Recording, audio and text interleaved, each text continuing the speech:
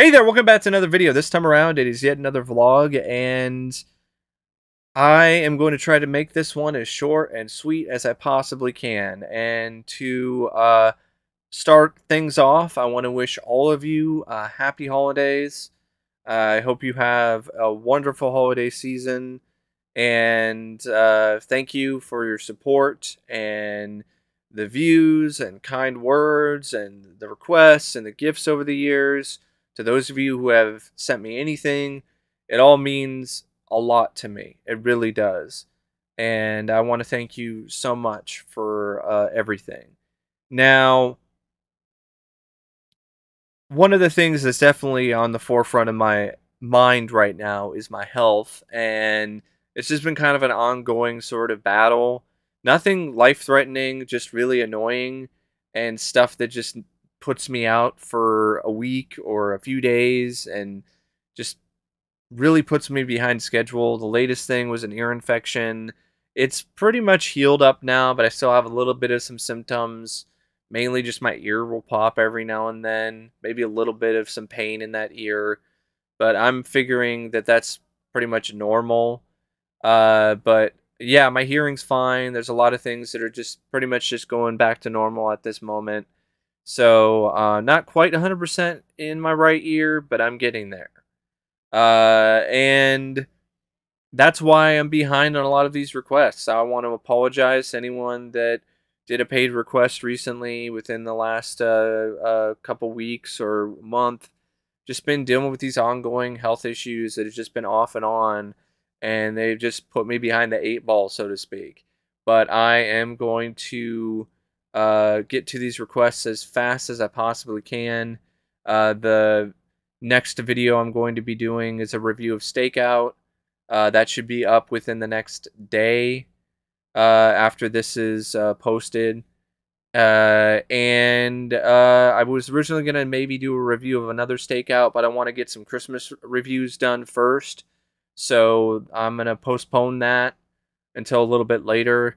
So yeah, I'm going to do a review of Deadly Games, which is also known as 3615 Code Pierre Noel. That was a review that was requested by a friend of mine a while back. I think it was last year. So I just haven't really been able to get around to it. Kind of fell between the cracks, so to speak. So I wanted to get to it this holiday season. I'm going to do one of the vacation reviews a little earlier than I planned because it's just a perfect time to talk about Christmas Vacation around Christmas time. So that's going to be a part of that request block. And another part of that is the Gremlins films, which I'll try to get to before Christmas, but if I'm not able to do that, I'll get to them after Christmas. I actually think Gremlins 2 would be a good idea to like do Gremlins and Gremlins 2 closer to New Year's, because Gremlins 2 in a lot of ways is a New Year's film if you think about it. Like that whole party the Gremlins have at the end of the movie, like that might as well be a New Year's party. I think it is a New Year's party if I remember correctly. I could be wrong, but I think I swear to God I thought it was a New Year's party at the end of that movie. But it's been a while since I've seen Gremlins 2, at least like a couple years, so I'm not 100% for sure on that. But yeah, those will be the ones that I'm going to be eyeing in terms of reviews. After that, just getting back to the requests. I'm going to be doing reviews of the Emperor's New Groove movies, Tenet, as well as a bunch of others, a ranting commentary on RoboCop 3, a live stream with Matt and Fabio on Indiana Jones and the Kingdom of the Crystal Skull, and the three of us defending the film, and as well as a bunch of other stuff. Like I have a review of a film called The Outfit that came out in 2022 that I will be getting around to. Around the holiday season, I will try to also do Violent Night because I'm curious about that one. The new action Santa Claus hybrid movie with David Harbour as Santa Claus fighting terrorists. And I also have yeah, I have a video about Event Horizon, as well as a review of that that's going to be coming down the pike, so to speak. So there's a lot of stuff that I have planned, and I have a pretty decent list of requests that I'm going to be getting to as soon as I possibly can, within the order that I received them for the most part. So for those of you who requested anything, thank you so much, and appreciate your patience, and I hope everything will be worth the wait. Now, I'm going to get to the stuff that Jonathan sent me, and I will also read questions and answer them that are included in his letter at the end of the video. But this is where I'm going to kind of try to do a bit of a speed run. So he sent me Top Gun Maverick in 4K, which is awesome. This film was really good. It was a great experience to see this in IMAX. As a huge fan of Top Gun, this film was so much better than I honestly could have ever imagined for a legacy sequel that had been this many years in the making.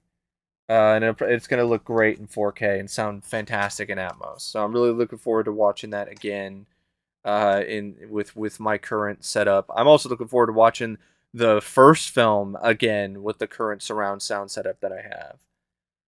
He also sent me Monty Python's The Meaning of Life. This is a fairly recent release from Universal. I've never actually seen this film. I've heard about it. I know about the Mr. Creosote scene, but I've never seen the movie. I've seen Holy Grail, but it's been years, and I don't think that got a 4K, which I'm surprised. So Jonathan also sent me Black Christmas, the collector's edition, which is the release from Scream Factory. This came out, I think honestly, yeah, it came out this year. I only had the Blu-ray previously, so this is really cool. I legitimately like this film quite a bit, so it's nice to have that in 4K. He also sent me Pearl Harbor for the Michael Bay collection. I'll take it. I didn't have this film on Blu-ray. I think I only had it on DVD, if I even had it at all. I don't even think I have. I don't even think I had Pearl Harbor. And then he also got me Everything Everywhere All at Once, the exclusive Walmart slipcover with the googly eyes, which I'm really glad to have this in 4K, because I saw this on I saw it streaming, and it was fine, but I just prefer watching stuff in 4K with my setup, and it's actually a little bit. Sometimes, honestly, I've noticed, especially when it comes to the sound, tends to be better with a disc instead of streaming. He also got me Cobra Kai season 4, my favorite season so far of this series. I really like this season. I honestly feel this is where the show reached its peak. Season 5 was watchable, but I don't know about some of the writing choices and some of the other stuff and the ending. And Cobra Kai is another thing that I would definitely like to do a video on sometime in 2023. Share my thoughts on each season. Season 1, I would say, is probably the weakest. Season 2 is a bit of an improvement, but still kind of just there for me. Season 3 is when the show got really good, with the episode when Daniel goes back to Okinawa and reunites with Tamlin Tomida's character Kumiko, and that's when the show had its watershed moment for me. And then the rest of that season was really strong, and then season 4, it just picked up where it left off, and I thought that pretty much every episode, and it was really solid, and so was the arc that was set up around it. And yeah, I love season 4. Really glad to have that on DVD. And he also sent me Alice in Wonderland, the animated classic. And speaking of animation, last thing he sent me is Dilbert, the complete series. And I put this older release specifically on my wish list on Amazon, because this one, from what I've heard from fans, this is a much better release in terms of picture quality and everything else than the current Mill Creek cheapo release that Mill Creek did. So yeah, those are the gifts that were sent to me by Jonathan. Once again, big thanks goes to him. Thank you. I hope you have a Merry Christmas, Happy Holidays, and I'll get to those Christmas requests as soon as I can after I get done with Stakeout. Now, let's just get to more movies that I bought. And also, for those of you that sent out paid requests, some of these things you helped me get as well. So, thank you. So I got Dark Skies, the Declassified Complete Series. This is a kind of, not really an X-Files show, but kinda. Like you can kind of tell. Like, I mean, you just kind of look at the. It aired around the same time, like 96 or 1997, and I like shows like this, and I didn't really know a whole lot about this other than seeing like some clips of the practical effects, and I thought they were really impressive. So I really wanted to check it out after I saw the clip, but I could never find it for a good enough price. But I found it on eBay. Well, actually, it was an Amazon, a used Amazon purchase, and it was a good deal. So I got that, and here we have another Amazon purchase, Breakdown, Kurt Russell. Now, this is a release that I pre-ordered back when it initially first came out, but Amazon didn't have enough copies in stock or whatever, so I canceled it because it was ridiculous in terms of the wait for it.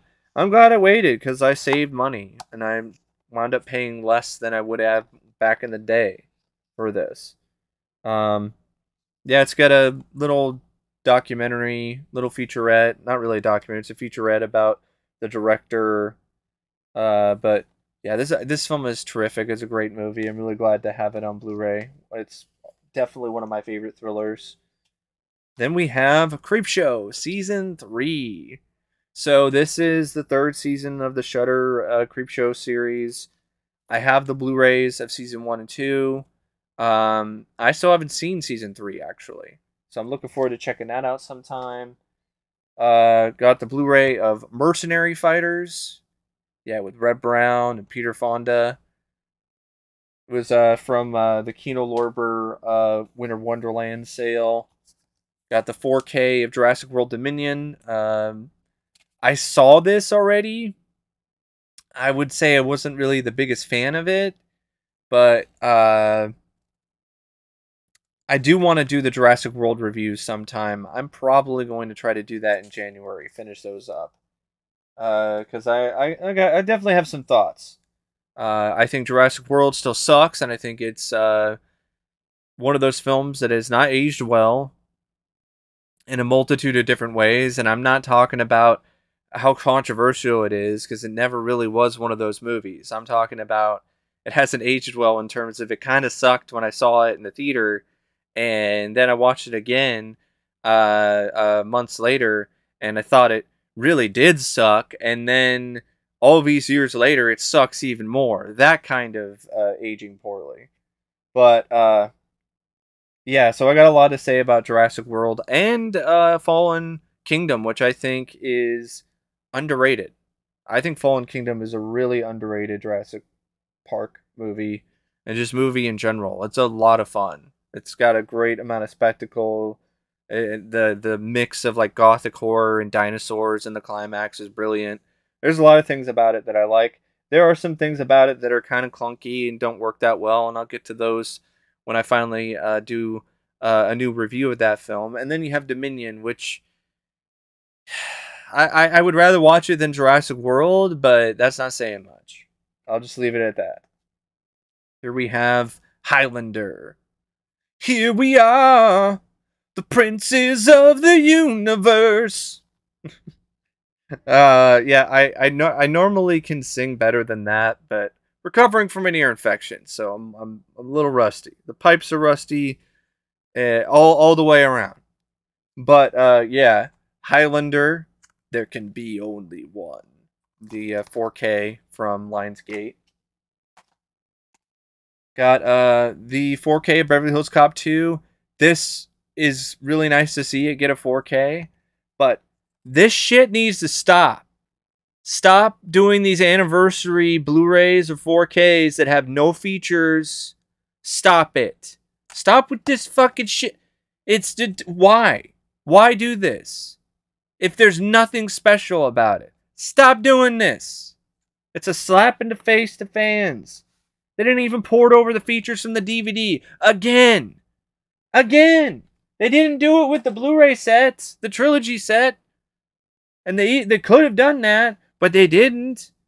And then Paramount dropped the ball again and didn't put the features on the Blu-ray, the 4K Beverly Hills Cop 2.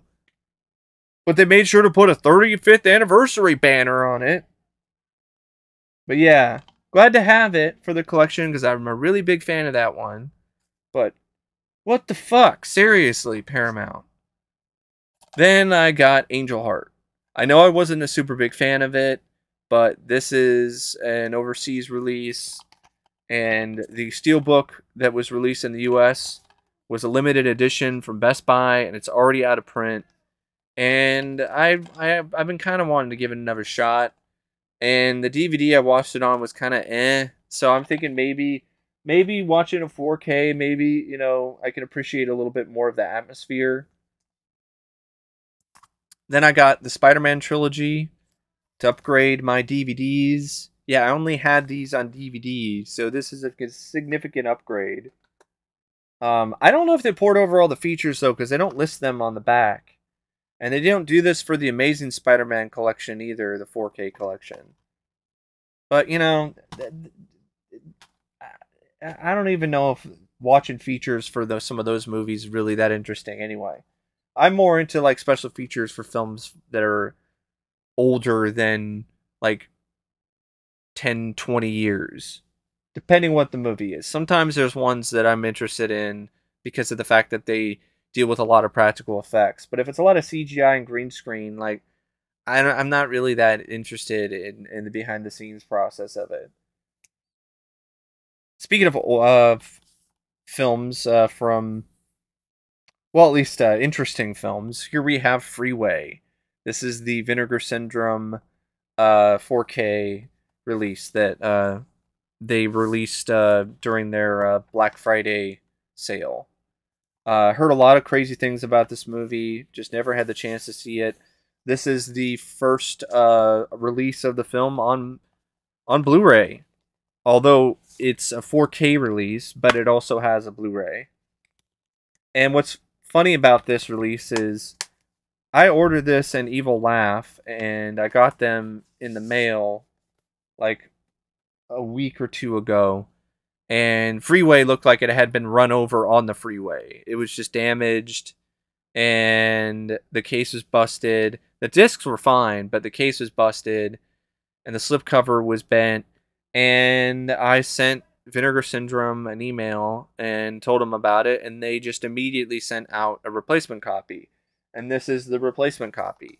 So I had never had any instances of ever getting anything broken in the mail from them in the past, and they responded super fast and sent me a replacement copy, and no charge, no anything, no problem. So I love that company even more because, I mean, the customer service was just impeccable. It was incredible. Some really good customer service in Vinegar Syndrome. So yeah, Freeway, another 4K. We got The Shape of Water. I really like this film. I know it's controversial, you know, bestiality and so on. It's a fantasy film. It's not real life, so I can deal with it. And when it's a film that has so many gorgeous sequences in this, and the direction and the cinematography, and so many good performances and music and everything, I can deal with some uncomfortable moments. So yeah, The Shape of Water. only had the Blu-ray previously, so really glad to get the 4K. Another film I'm glad to get the 4K of is Oblivion with Tom Cruise. Really underrated film. I would say it's not as good as Edge of Tomorrow, but it's still really up there. Um, really like this film. I thought it was a sci-fi gem with Tom Cruise. Speaking of sci-fi gems, here's another one: The Invasion of the Body Snatchers, the 4K release from Kino Lorber. I actually got this as a trade-in from a local record shop. So yeah, it's Invasion of the Body Snatchers, and another item I got for a trade-in: the extended cut of Halloween Kills. I like it as a time waster, and compared to Halloween Ends, it's a fucking masterpiece. It really is. But that film suffers even more now because of what Halloween Ends does with what that film brings up. And from the same trade-in, I also got Serenity and Firefly, the complete series on Blu-ray, because I only had the DVD. And Serenity, I got a funny story about Serenity. I watched this, I think I rented it one time years ago, and I had never seen an episode of Firefly. So I didn't get it. I was lost, and I wasn't really into the film. And that was the last time I saw the movie. So I would like to watch the show in full and then watch Serenity. And I'm pretty sure that I'll appreciate that film more because I there's no way I could have possibly been fair to that movie, because I was just like, who are these characters? Why is this happening? What is the importance of this? Like, it was just it's a film that's a love letter to fans of Firefly. It's a spin-off of, the show. So you need to have seen the show to kind of know what the hell is going on. Like, you still enjoy it as like a time waster maybe because of like the action and the spectacle of it all, but like without the knowledge of the show, you're just in the dark. Next up, I have Four Flies on Grey Velvet, the Severin limited edition 4K set that they only released on their website during the Black Friday sale. That cost me over $50. These prices are getting insane. They're getting crazy. They're getting ridiculous. But I'm a huge Dario Argento fan, and I only had this on DVD, so I wanted to make sure I got a copy. So I got that, and I also got The Return of Captain Invincible, because this was actually cheaper than it was on Amazon during the sale. And this is a film that the first time I saw it, I didn't get it, and I wasn't really into the movie. But it's a film that still has moments of weirdness and craziness that stand out to me. And it's a film that I've always wanted to revisit. And this has a bunch of features on it, so that honestly put it over the top. Where I'm like, yeah, I'll add this to my collection because I only had it on DVD previously. I also got Action Mutante, a batshit insane crazy film directed by Alex de Iglesias, who did Day of the Beast, and I think he also, yeah, Alex de la Iglesias. He also did Perdita Durango, which I enjoyed, and that one's always piqued my interest since I read something about it years ago in like a book about horror films. Speaking of horror films, we got Happy Birthday to Me, the Kino Lorber release. Slipcover. Also got Eyes of Laura Mars, a film that actually features a story by John Carpenter.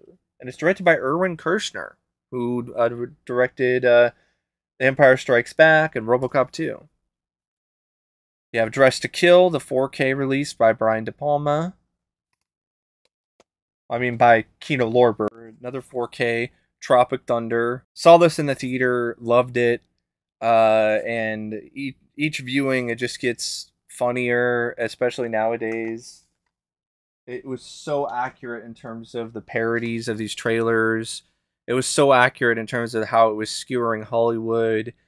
And when we have a culture that is so politically correct, the way that it completely just takes the piss out of that just makes it uproarious. It was funny then, but like now it's just absolutely laugh out loud hilarious because you're like, yeah, this shit is pretty damn accurate, and it's even funnier because it's so real.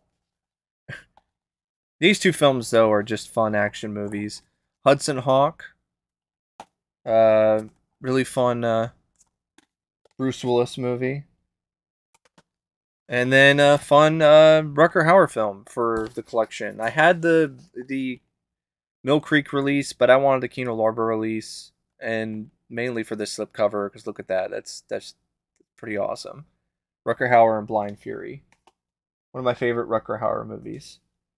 And then the rest of the stuff here, we got one more title from Vinegar Syndrome, Evil Laugh, and then I have some titles I got from MVD. They had a sale fairly recently as well. So I got the Go-Go Boys, the Inside Story of Canon Films. I'm hoping this is a lot more fair to Canon than the Canon blasting disappointing documentary that was Electric Boogaloo. Have Desperate Hours with Mickey Rourke, Anthony Hopkins. Got Disturbing Behavior. These are both films that were released by Shout Factory but went out of print, so MVD got the rights and re-released them. We've got Jack Frost. Speaking of holiday films, and then we got Jack Frost 2, Revenge of the Mutant Killer Snowman. And yes, I do have the version of the second movie that has the corrected disc. So that's it for the movies that I got. In terms of movie trailers, here's a speed run. Indiana Jones and the Dial of Destiny. I've already kind of talked about it. Looks disappointing. A lot of the scenes with Harrison Ford are clearly done behind a green screen. Some of the green screen effects are really noticeable and really bad. The de-aging of Harrison, though, in some of the flashback scenes, pretty impressive. Gotta give the effects artists that. But I'm not interested in the time travel plot. It really makes me think this series is jumping the shark. And the rumors I'm hearing about Phoebe Waller-Bridge's character just sound bad. The scenes that I saw her in were bad.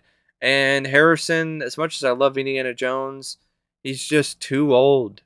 He's too old. He was already showing his age in Indy 4, and he's showing his age so much in the trailer for Dial of Destiny. You think that he's going to break apart each time he cracks the whip. He's going to crack a hip instead of cracking the whip. But yeah, Indiana Jones 5 looks like it's going to be a disappointing movie. Guardians of the Galaxy Volume 3, I'm looking forward to it because I really enjoyed the first two. I'm leery about the tone of the film, though, because it seems like it's going to be a little bit more serious, but then it's also going to have jokey, comedic bits, which I felt was kind of a problem with the second movie. It didn't have the same consistent tone as the first, so there are these moments where it's trying to be more emotionally heavy, and it just kind of didn't mesh as well. So I'm worried that that's going to happen to an even more extreme degree, and I hope that's not the case, but that's kind of what I got from the trailer. You People, a movie that's coming out from Netflix starring Jonah Hill and Eddie Murphy. I love Eddie Murphy. At least I love prime Eddie Murphy, and I loved him in Dolomite Is My Name. But this looks unfunny. It's another one of those movies talking about how cringe white people are in terms of how they are racist without knowing it, you know, that kind of thing, which I'm just like, I don't, that's been done to death, and I don't need to see an entire movie that's just that. Some white guy who is dealing with this confrontational relationship with his significant other or wife-to-be's dad because of his whiteness. That's just a terrible idea, and it seemed like something that would only be tolerable in like a sketch on SNL, but even then it would be too much. So an entire movie, yeah, it just seems like a huge stretch in terms of a concept. I'll probably give it a watch one of these days though for Eddie Murphy, but it's not the best first impression, that's for sure. Infinity Pool, Brandon Cronenberg's next trippy, weird ass fucking movie. Looks trippy. Definitely looks like it has some good visuals, but if it has the same kind of clunky, meh writing as a Possessor, then it's not really going to be nearly as effective as it could be. Um, but I'll give it a shot because I think Brandon Cronenberg is definitely a very talented filmmaker. Spider-Man Across the Spider-Verse, like the trailer. It was great to see my boy Spider-Man 2099. I've been waiting to see him in a movie for years. So that was awesome. Hopefully Batman Beyond is next. I know there was some rumor that Warner Brothers was going to do Batman Beyond with Michael Keaton, but because of the new plan they're going with rebooting everything, that was shelved. And that sucks if that is at all accurate. But I think if The Flash does well financially, which I think it still could, even though Ezra Miller is a scumbag, Warner Brothers might revisit that idea. Because really, The Flash is going to be a hit because of Michael Keaton's Batman. Let's be fucking honest here. The only reason why that film's going to make a significant profit, if it winds up making that, is because of people wanting to see Michael Keaton's Batman. While Spider-Man Across the Spider-Verse will be a hit, it'll probably be one of the biggest hits of 2023. I still haven't seen the first one, but I really want to check that out. And definitely want to check out the sequel one of these days. I will say this, though. The animation still looks not as good when you watch it on like a PC or a computer. It seems like a film where unless you watch it in high definition in 4K, Ultra HD, in the theater, that kind of thing, you're not going to really get like the best look for the animation. The animation will be fine, but it doesn't seem like this style of animation really translates as well to lower definition, lower res screens, at least from what I've seen. And it's just something that I noticed even with the trailer for the first movie. So that's the kind of thing that kind of got me a little bit iffy on the film, is because of the fact that the animation just looked off to me. And I think the reason for that is because it just doesn't look the way it should when you're watching it on a smaller screen, or you're watching it in something that isn't like a 2K or 4K setup. You lose a certain color and detail and depth that you won't get any other way. But that's a whole other story. But yeah, Scream 6, going down the line. That's next on this list I'm looking at. Scream 6 teaser trailer. Nothing teaser trailer, just a clip of the movie. It takes place in a subway with a bunch of people dressed as Ghostface. More Easter eggs. Like, oh, look at the guy wearing a Jason mask. And it was a nothing teaser for me. There was no reason for me to get excited about the film based on that teaser. 65. I like the idea of it. Future versus past. I know it's a film that apparently has been pushed back when it comes to release numerous times, which is a bad sign. But I'm curious about it. I don't know about Adam Driver being a lead in a film like this, but I like the idea of like future versus dinosaurs. I think that's a fun concept. We'll see if they execute it properly, but I'm curious. Barbie, that trailer shocked the hell out of me. The teaser trailer. I was not expecting to love a teaser trailer for the Barbie movie as much as I did. It was a nice, refreshing sight to see a teaser trailer that actually put an effort into making a teaser. Not really giving away a lot of things, but showing you a little glimpse into the style of the film at the very least. And that alone is enough to get me interested in seeing the Barbie movie. because of the style and the aesthetic. The parody of the 2001 sequence with the Dawn of Man, with the apes and the bone, but this time around it's girls and these baby dolls and a giant Barbie, played by Margot Robbie. I just thought it was a brilliant teaser. Amazing looking teaser. One of the best teasers I've seen in a long time. And it's for the Barbie movie, of all things. But yeah, I really liked that teaser trailer. Oppenheimer, just kind of on it. I mean, I've seen a film that's about the Manhattan Project already. It's called Fat Man and Little Boy with Paul Newman. I thought it was pretty good. This has a more all-star cast, I guess, and a higher budget, but I don't know if it's really going to tell the story in a way that's any more intriguing or interesting when it comes to the creation of the atom bomb. But I'll give it a watch one of these days just to see what Christopher Nolan does in terms of recreating the atomic explosion with practical effects. But I'm not going to go see that in the theater. But yeah, Oppenheimer, it's kind of there.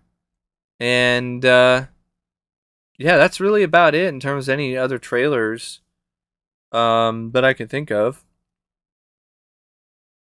And then when it comes to upcoming releases on home video, Dark Sky and Second Sight, they're doing a new release of Texas Chainsaw Massacre in 4K. I think both releases are going to have like an exclusive documentary, but it uses the same transfer as the Turbine release from Germany, which I already have. So I'm, as much as I like that film, I'm okay with my 4K from Germany that I have. I don't really need to splurge on the Dark Sky or the Second Sight release. Kino Lorber, they just announced Making Mr. Right, which is cool. Been curious about that one. Be nice to get that on Blu-ray. A new 2K scan, a new commentary with the director, a new interview with the actress Anne Magnuson, who played the co-star in the film, alongside John Malkovich. Paramount's doing a 4K of Dragon Slayer. I was never really a super big fan of Dragon Slayer, but I wouldn't mind getting the Steelbook, though, because it's a really nice looking Steelbook. And, you know, I like 80s fantasy films and like to give it another shot. Maybe I'll like it better the second time around. I don't know why Young Sherlock Holmes didn't get a 4K, though, which is kind of disappointing. Dragon Slayer gets one, but not Young Sherlock Holmes. It only gets a Blu-ray, which is better than the DVD it had for years, but that's a little disappointing. Not gonna lie. Kino Lorber's doing The Experts with Ari Gross and John Travolta and Kelly Preston, an infamous box office bomb for the 80s. I don't know why they're wasting their time on that one, but okay. It's a film that I wouldn't mind getting during one of their sales for super cheap, but that's really about it. Maybe that's why. Maybe that's why they're releasing it. I just saw something from Imprint that they're doing Jacob's Ladder, but there's been no announcement of any features yet, and no announcement of it having a new transfer. So it's one of those things where it's like, if it doesn't have anything really that much in terms of new features, and it's the same transfer as the old Blu-ray, then why? There's no point to import it. So I'm waiting for a little bit more on it. But the thing is, they already put the pre-order up, and it's limited to like 1,500 copies. So who knows? By the time they announce the features, it'll already be sold out, and then I'll be like, damn it, there's features, and now I'm not going to see them because there was only 1,500 copies, and a bunch of scalpers bought most of them. But we'll just have to wait and see on that. Jacob's Ladder deserves better anyway. Jacob's Ladder deserves an Arrow Video 4K Collector's Edition with like a booklet and like lobby cards and the whole 9 yards. I know Warner Brothers announced they're going to do a 5-film collection of the Superman films in 4K, which I think is awesome. I'll definitely get that box set when it comes out. Looking forward to that. And of course, the elephant in the room, The Abyss. There's an announcement that is supposed to come out in March of next year, but it's one of those things where I will believe it until I see it. Otherwise, I won't be holding my breath, because this has been announced for a release numerous times before, and nothing has ever come of it. So until that point, I am just going to act as if I didn't hear anything about an Abyss release, because that way I won't be disappointed. But yeah, that's it for that portion of the video. I know I said I was going to try to make it short, but you know me. I'm the type of guy, I just like to talk. I like to talk to you guys, and I get on a roll, and it's hard to stop. But here we have the letter. Gonna finish things off with this letter that Jonathan sent me to answer some questions. He talks about the gifts that he sent me. Wishes me well in terms of my illness. Yeah, I definitely do feel better, so thank you. Thank you for the well wishes. Talks about some potential requests for next year. I'll definitely look into that. Ask me if Mask of the Phantasm is my fave animated movie. Probably not my favorite animated movie of all time. I mean, I would probably say I like Heavy Metal more, or some other choices, but it's definitely up there. Talks about Avatar, enjoyed it despite its flaws. Agreed with the sad state of the film franchises, like the video I did. Talking about getting rid of Kathleen Kennedy. Good riddance. Yeah, please do. And it's sad because Kathleen Kennedy, for years, was associated with good things.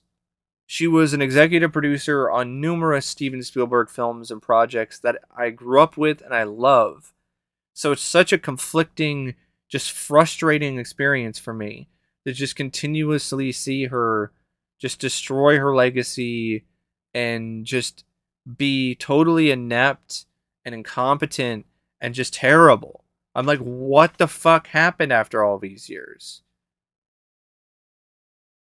He talks about the Willow series, which is garbage. Yeah, I heard it's... Yeah, I've heard a lot about that show, and it's none of it is good. Talks about a few other things that... a few other reviews that I did. Talks about some anime. Asked me if Dracula, the first living original vampire, whatever the fuck that subtitle was, one of the year's worst. Yes. So was Halloween Ends. Asked me about star ratings for a few other films. As before, I'll send you an email, or you can send me one, and I'll send you some star ratings for those. Talking about Steven Seagal. Talks about some more Batman TS reviews. Yeah, I'll definitely do that down the line. Hellraiser talks about that. I do need to get back to that franchise. Which I will do that sometime in January, as well as Texas Chainsaw Massacre. Talks about some upcoming releases in 4K that I already mentioned. Dragonheart. That one I didn't mention, though. I have that on my wish list. Because the Blu-ray is... Talks about some stuff on Letterboxd. Talks about, audiences being tired of woke. Talks about the Martin 4K, which I already pre-ordered. Talks about a few other things. Talks about a list that I did for the worst movie of each year since I was born. That's on my Letterboxd.